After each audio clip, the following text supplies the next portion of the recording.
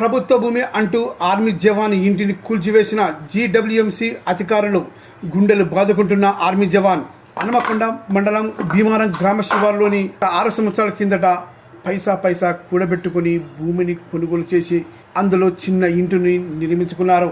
గత 2 రోజుల కిందట జీడబ్ల్యూఎంసీ అధికారులు ఎలాంటి నోటీసులు ఇవ్వకుండా నా ఇంటిని కూల్చివేశారంటూ ఆర్మీ జవాన్ శ్రీకాంత్ ఆందోళన చెందారు. దేశ సరిహద్దుల్లో దేశ రక్షణ కోసం కాపలా కాస్తున్నా కానీ నా ఇంటికి రక్షణ లేకుండా పోయిందని ఆవేదన వ్యక్తం చేశారు. ఇప్పటికైనా ఉన్నత అధికారులు సమస్యను పరిష్కరించాలని శ్రీకాంత్ కోరారు. రేకుల షెడ్డు కూడా కూలగొట్టింది మొత్తం. ఇది ఎక్కడి అన్యాయం? ఇంత అన్యాయమా తెలంగాణ ప్రభుత్వంలో? ఒక సైనికుడి మీద ఇంత అన్యాయమా? ఒక సైనికుడు అని కూడా చూడరా మీరు? ఇంత అన్యాయంగా అక్రమంగా కూలగొడతారా? ఇది 2018లో భూమి కొనుక్కున్న తర్వాత రిజిస్ట్రేషన్ చేయించుకున్న డాక్యుమెంట్లు ఇవి. ఈ డాక్యుమెంట్లు జీడబ్ల్యూఎంసీ వాళ్ళు నాకు నోటీస్ పంపించిన తర్వాత నేను హైకోర్టులో నేను రిట్ పిటిషన్ వేసిన తర్వాత నాకు ఫేవర్గా వచ్చిన ఆర్డర్ ఇది.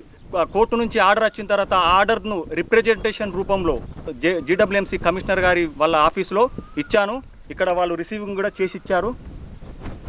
ఈ విధంగా రిసీవ్ చేసి ఇచ్చినాక వాళ్ళకి పూర్తి ఇన్ఫర్మేషన్ ఇచ్చిన తర్వాత కూడా నా యొక్క రేకుల షెడ్డును కూలగొట్టడం అనేది చాలా అన్యాయం. నా పేరు కాటం శ్రీకాంత్, మాది కమలాపూర్ అన్న. నేను గత 15 సంవత్సరాల నుంచి సిఆర్పిఎఫ్లో దేశానికి సేవలు అందిస్తున్నాను. ఈ సేవలు అందించే క్రమంలో నాకు కొన్ని డబ్బులు పెట్టి ఈ భీమారం శివారులో ఈ యొక్క 200 గదాల స్థలాన్ని నేను కొనుక్కున్నా. 2018లో కొనుక్కున్నా. ఈ స్థలాన్ని 2018లో రిజిస్ట్రేషన్ చేయించుకున్నా. నాకు హౌస్ నెంబర్ మున్సిపల్ ఆఫీస్ వాళ్ళు, జీడబ్ల్యూఎంసీ మున్సిపల్ ఆఫీస్ వాళ్ళు నాకు హౌస్ నెంబర్ కూడా అలాట్మెంట్ చేసిళ్ళు. నాకు ఈ మధ్యలోనే ఒక 7-8 నెలల కింద ఒక నోటీస్ పంపించిళ్ళు. ఇది అనధికారంగా కట్టినామని చెప్పేసి ఒక నోటీస్ పంపించిళ్ళు. ఈ నోటీస్ పంపిస్తే నేను హైకోర్టులో రిట్ పిటిషన్ వేసిన. నేను కష్టపడి కట్టుకున్నా, నా జీతం డబ్బులతో కట్టుకున్నా అని చెప్పేసి నేను రిట్ పిటిషన్ వేసినాక నాకు హైకోర్టు ఫేవర్గా నాకు ఆర్డర్ కూడా ఇచ్చేసింది. ఆ ఆర్డర్ను తీసుకొని నేను జీడబ్ల్యూఎంసీకి పోయి అక్కడ కమిషనర్ గారికి రిప్రజెంటేషన్ కూడా వాళ్ళ ఆఫీసులు ఇచ్చేసిన. నాకు సీల్ కూడా ఇచ్చేసి, మన మోరు కూడా వేసి ఇచ్చేసి డాక్యుమెంట్లు.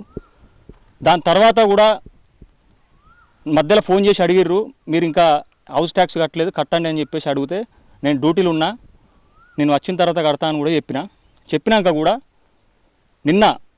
నిన్నటి రోజున నాకు ఎటువంటి ఇన్ఫర్మేషన్ లేకుండా, నాకు ఎటువంటి నోటీసులు ఇవ్వకుండా ఈ విధంగా కూలగొట్టి నాకు చాలా అన్యాయం చేసిళ్ళు. దీని మీద ప్రభుత్వం ఖచ్చితంగా చర్యలు తీసుకోవాలి, నాకు న్యాయం కూడా చేయాలి.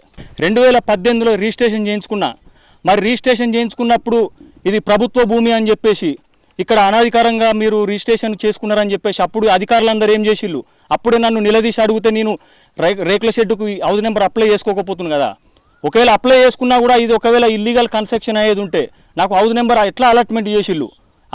ఇప్పుడు ఈరోజు అప్పుడు అధికారులు నిద్రపోయి ఈరోజు నాకు మొత్తం అన్యాయం చేయాలని చెప్పేసి ఇక్కడ మొత్తం కూలగొట్టి నాకు అన్యాయం చేసిర్రు. మరి ఆ రోజు నుంచి మీరు అధికారులందరూ నిద్రపోయిల్లా? అప్పుడే చెప్తే నేను ఇన్ని లక్షలు పెట్టి ఇన్వెస్ట్మెంట్ చేయకపోతుంది కదా. నాకు ఖచ్చితంగా వీటి మీద నష్టపరిహారం కావాలి. నా ఇంటిని ఖచ్చితంగా ఎవరైతే కూలగొట్టిల్లో నాకు రీప్లేస్మెంట్ చేసి నాకు న్యాయం చేయాలి. ఈ యొక్క విజువల్స్ చూశారు కదా.